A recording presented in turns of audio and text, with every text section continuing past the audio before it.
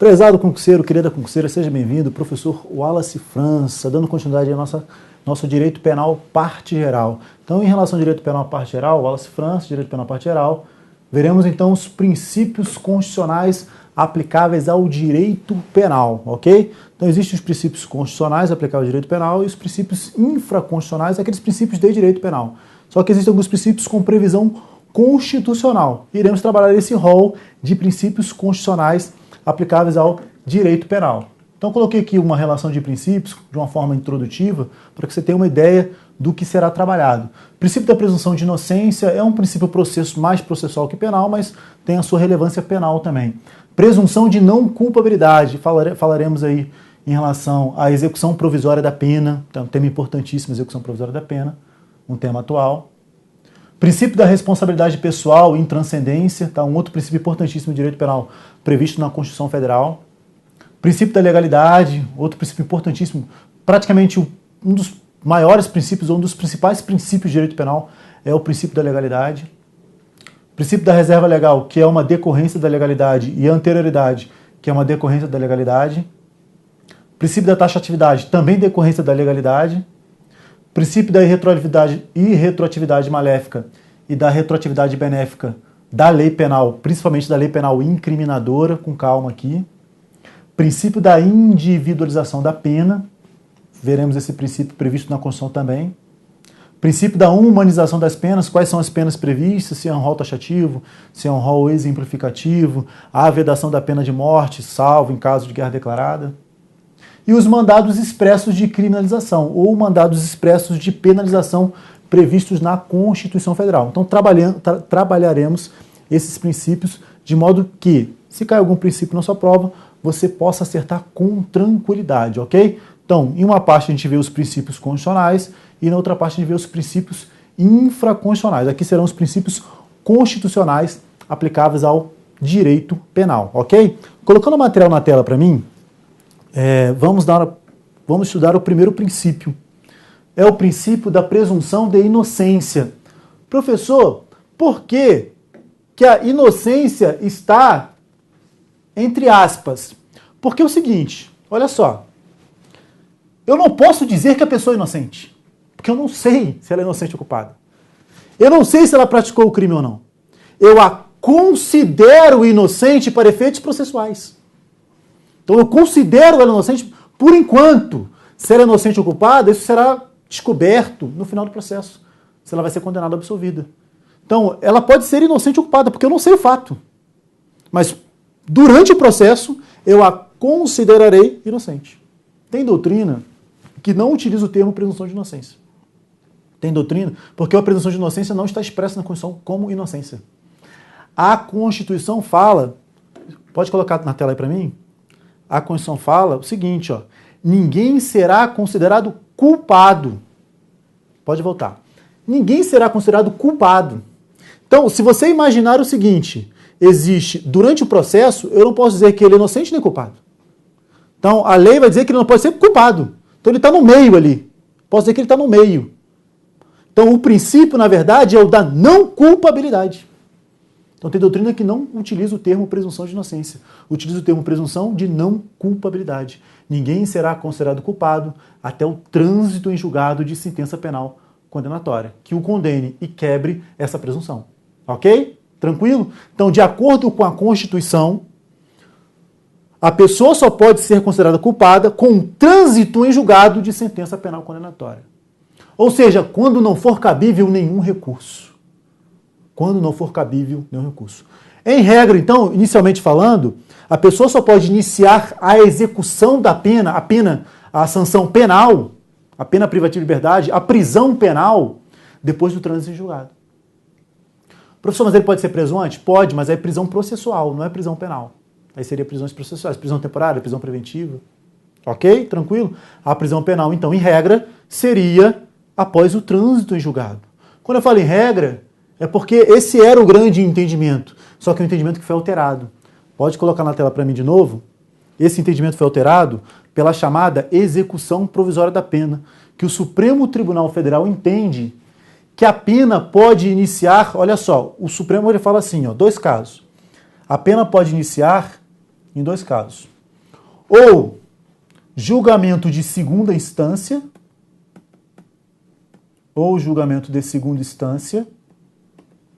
ok?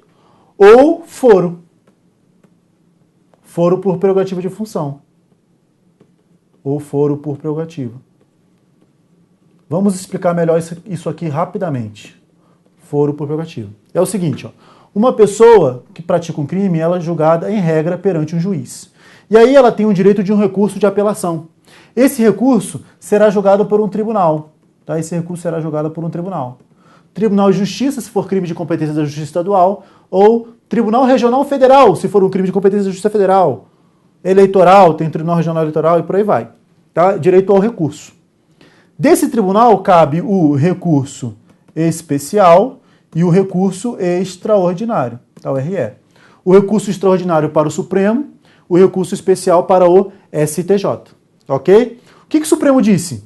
Que a condenação que não transitou em julgado porque está pendente recurso especial ou recurso extraordinário já pode executar a pena, que é a condenação de tribunal.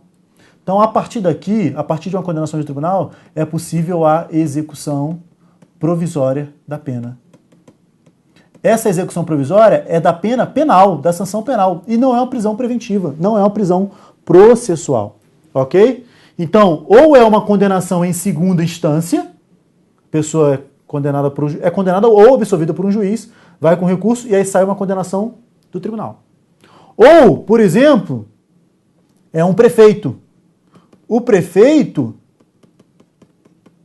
ele é julgado diretamente no tribunal. Logo, para ele não é em segunda instância, porque ele tem foro no tribunal. Então ele é direto no tribunal. E uma condenação no tribunal para o prefeito já pode executar a pena. Então, uma condenação para o tribunal para o prefeito já pode executar a pena. Se estiver pendente o recurso, porque o Supremo vai dizer o seguinte, esse recurso especial, esse recurso extraordinário, ele só trata de matérias de direito. É legislação federal no RESP e Constituição Federal no RE. Eles não mais adentrarão ao fato. O fato, já houve coisa julgada em relação ao fato, quando o tribunal já julgou. Logo, eu já posso, se houver condenação, eu já posso executar a pena, ok? Ou então, ou é em segunda instância, ou é em caso de foro. Eu utilizo um termo, só eu utilizo esse termo, só para você entender. Eu digo condenação em tribunal, tá? Eu digo condenação em tribunal. Muitos falam condenação em segunda instância. Condenação em segunda instância está certo? Tá, o Supremo diz isso num julgado, ó, condenação em segunda instância. Em outro julgado, condenação por foro, tá? Condenação direta no tribunal por foro prerrogativa de função. Eu gosto de utilizar o termo tribunal porque engloba os dois, né? Condenação de tribunal. Seja segunda instância ou foro. Tá? Seja segunda instância ou foro, ok? O que o Supremo diz? Que a execução provisória da pena não fere a presunção de inocência. A execução provisória da pena não fere a presunção de inocência. Ok? Tranquilo? Próximo princípio.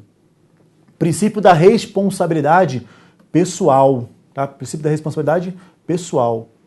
Nenhuma pena passará da pessoa do condenado. Nenhuma pena, sanção penal, passará da pessoa do condenado. Também chamado de princípio da intranscendência da pena. Princípio da intranscendência da pena. Por que princípio da intranscendência da pena? Porque a pena não pode transcender da pessoa do condenado. A pena não pode transcender. A pena tem que ser aplicada somente à pessoa do condenado. O filho não pode ficar preso por causa do pai. O pai não pode ficar preso por causa do filho. Cuidado que a Constituição não traz exceção a esse princípio. Nenhuma pena passará da pessoa do condenado. Professor, mas não tem uma exceçãozinha? Não tem. Sanção penal não passa. Podendo a obrigação de reparar o dano. Sanção civil. Sanções administrativas. Sanção penal não passa. Sanção penal não passa. Outras sanções pode passar. Ok? Voltando à tela, olha só. O que fala o material? Artigo 5º aí. Nenhuma pena passará da pessoa do condenado, podendo a obrigação de reparar o dano e a decretação do perdimento de bens ser, nos termos da lei, estendidos aos sucessores e contra ela executados, até o limite do valor do patrimônio transferido, até o limite da herança. Essas que podem ultrapassar não são sanções penais. Então aqui não esse podendo aqui não é um salvo a obrigação de reparar o dano, porque não é exceção, ok? A Constituição dá a regra do penal, mas fala que ó, em outros ramos é possível passar. Tranquilo? Vamos a um caso concreto que pode te derrubar na prova. Olha um caso concreto. João praticou um crime de homicídio, por exemplo, 120 do Código Penal, e foi condenado a pena de 10 anos. 10 anos. E 10 anos mais 10 mil de multa. Então a sanção penal dele foi 10 anos com 10 mil de multa, tá? Lembrando que a multa lá é dias multa, ok? Previsto no Código Penal. E também 10 mil de obrigação de reparação do dano, tá? 10 mil de obrigação de reparação do dano. João tem um patrimônio de 50 mil. E aí ele vai e morre. Ok? E ele só tem um filho, José. Eu sei que existem muitos detalhes que não vou trabalhar aqui, mas eu vou fazer aqui bem tosco mesmo, aquela questão bem objetiva, tá? Bem objetiva. Quanto que José tem que pagar? E 50 mil, em tese, ó, pelo princípio da Saizine, vai para o José. 50 mil vai para o José. Quanto José deverá pagar? Primeira pergunta. José deverá ficar preso 10 anos no lugar de João? O filho, ó, vou ficar aqui preso no lugar do meu pai aqui para cumprir a pena dele, porque a honra dele é maior de tudo. Eu cumprirei no lugar dele. Sim ou não? Não. Nenhuma pena passará da pessoa do condenado. Ok? Nenhuma pena passará da pessoa do condenado. José, com esse patrimônio transferido de 50 mil para ele, terá que pagar os 10 mil de obrigação de reparação do dano? Sim, terá que pagar os 10 mil de obrigação de reparação do dano. Tá? Podendo a obrigação de reparar o dano e a decretação do perdimento de bens ser transferido. Então, isso aqui ele paga. Ok? E os 10 mil de multa? José vai pagar ou não vai? Cuidado, ó, cuidado, muito cuidado. José não pagará os 10 mil de multa.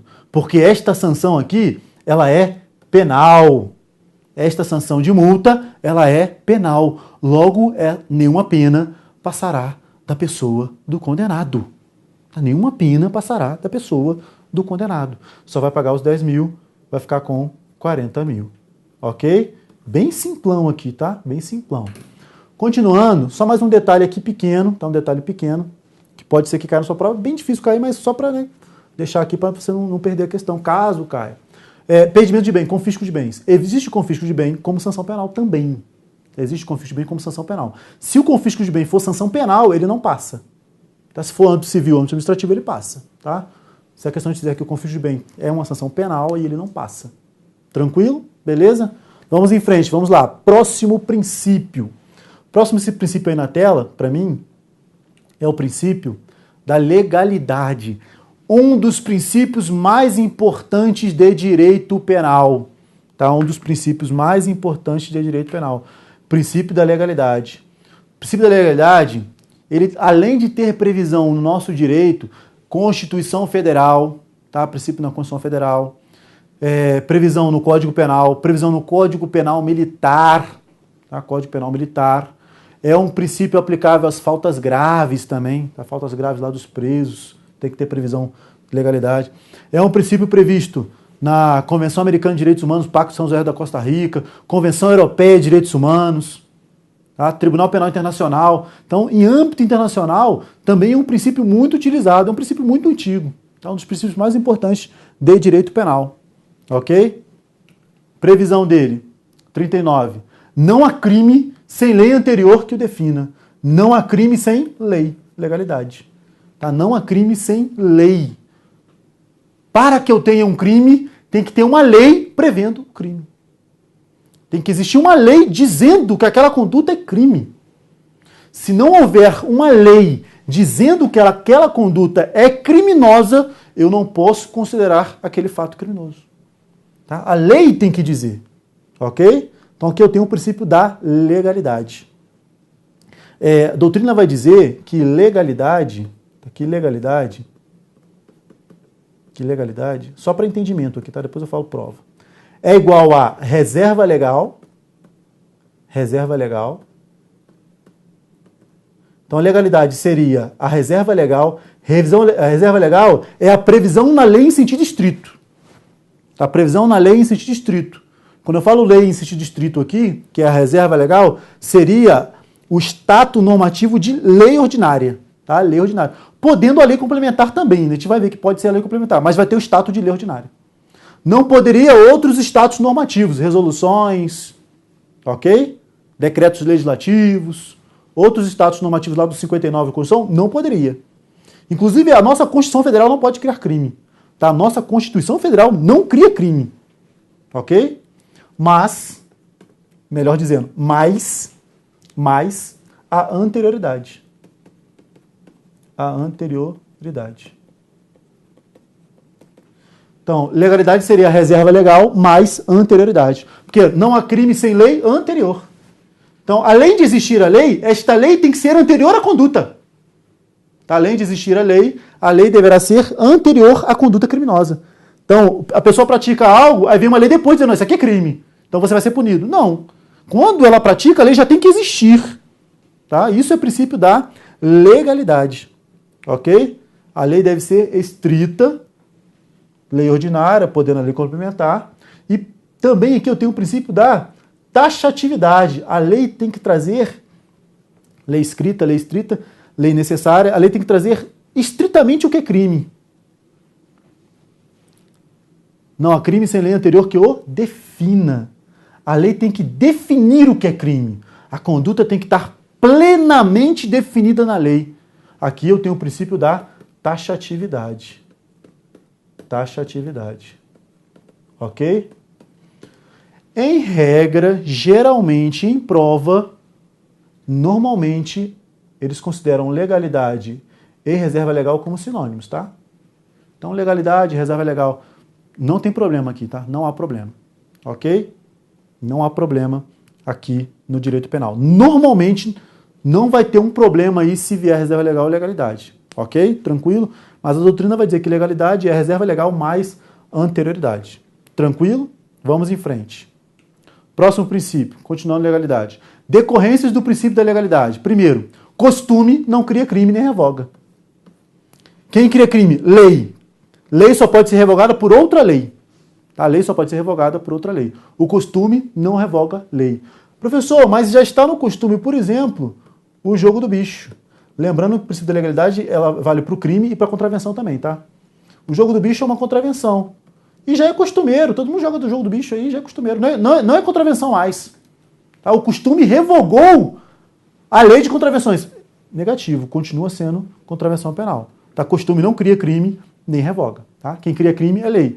Ah, professor, mas o costume aí, ele, né, no início, ele começa a entender que aquela conduta é criminosa. Mas é preciso da lei depois. Tá? Se não tiver a lei, não vai ser crime.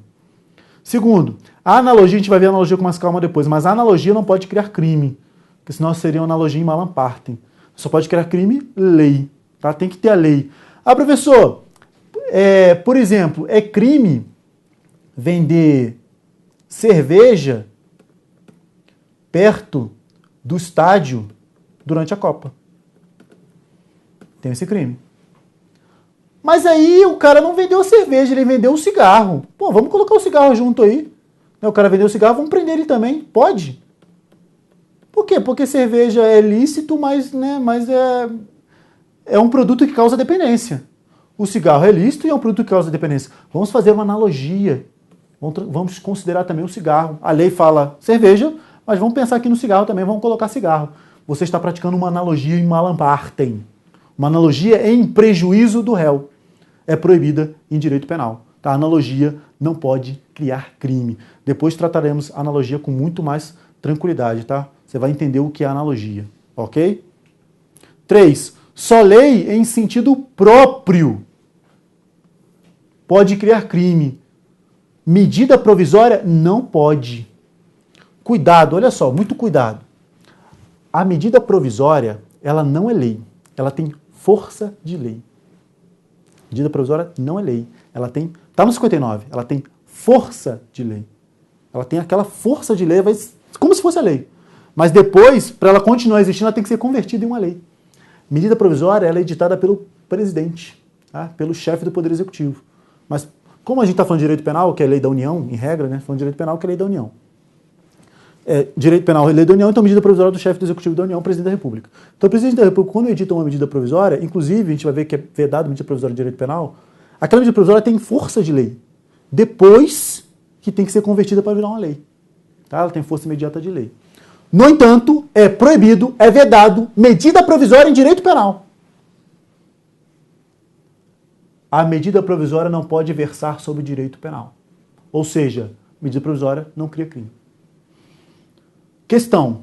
Professor, e se a medida provisória trouxer um tema de direito penal não incriminador?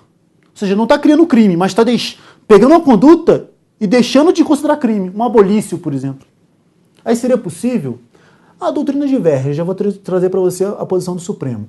O Supremo já considerou por 2 vezes que a medida provisória tratou de direito penal não incriminador. E o Supremo convalidou, falou, é possível, é válido. 2 casos. Primeiro caso, dívidas tributárias, a pessoa praticava um crime tributário, e ficava devendo, ok? Aí veio a medida provisória e disse assim, olha, se você pagar essa dívida aí, extingue a punibilidade. Medida provisória. Tinha lá o crime, você pagava e extinguia a punibilidade do crime. O pagamento da dívida tributária, do débito tributário, acabava com o crime, extinguia a punibilidade do crime. Mas era medida provisória. Em direito penal, o Supremo falou, pode, porque em direito penal não incriminador. Está extinguindo a punibilidade do crime. Ok? Possível. Segunda hipótese. A segunda hipótese foi a famosa abolição crimes temporária, lá do Estatuto do Desarmamento. Veio o Estatuto em 2003 com um prazo para a pessoa entregar a arma ou para registrar a arma. E durante esse prazo, o prazo que a pessoa tinha para registrar, não era crime a posse de arma. Não era crime a posse. Quando a gente for estudar esse tema, a gente vai ver que tem um prazo lá que era posse de uso restrito, depois valia restrito ou permitido, depois só restrito, ok? Mas aqui só inicialmente. O crime de posse não era crime, porque você poderia registrar, tinha um prazo para registrar. E aí esse prazo ele foi aumentado. Ele foi sendo aumentado várias vezes, por medidas provisórias. Medidas provisórias tratando de direito penal. Crime de posse aí. Mas aumentou um prazo, e ao mesmo tempo que aumentava o prazo, eu estava aumentando o prazo da abolição crimes temporária. Porque era um tempo que não era crime. Mas só temporariamente, não era crime naquele lapso. Então, em abolição crimes temporária, eram medidas provisórias aumentando o prazo para registro e, ao mesmo tempo, aumentando o prazo de abolição crimes. Medida provisória em direito penal não incriminador. Supremo Tribunal Federal deu ok. Ou seja, para o Supremo, é possível a medida provisória em direito penal não incriminador. É vedada, é proibida, é defesa a medida provisória em direito penal incriminador. Ok? Tranquilo? Vamos em frente, vamos lá, no material. Então, dando continuidade, então vimos aqui a questão da medida provisória, só lei de distrito. Continuando. Só existe crime a partir da vigência da lei. Anterioridade, a lei tem que ser anterior ao fato. Né? Não se aplica a lei a fatos anteriores. Ok? Não se aplica a lei a fatos anteriores. E já sabemos que a lei incriminadora não se aplica a fatos anteriores. Mas a lei que traz benefício, ela se aplica. Tá? Aqui eu tenho o princípio da irretroatividade maléfica. É a regra. A lei penal não retroagirá. Isso aqui é a regra. Tá? A lei penal não retroagirá. Inciso 40. Salvo para beneficiar o réu. Então eu tenho o princípio da irretroatividade da lei penal. Quando eu trago salvo para beneficiar, essa irretroatividade, princípio da irretroatividade, só vale para a lei em prejuízo, maléfica. Maléfica. Irretroatividade maléfica. Ou salvo para beneficiar o réu. Retroatividade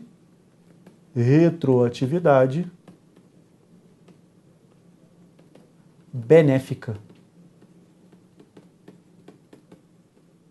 Benéfica.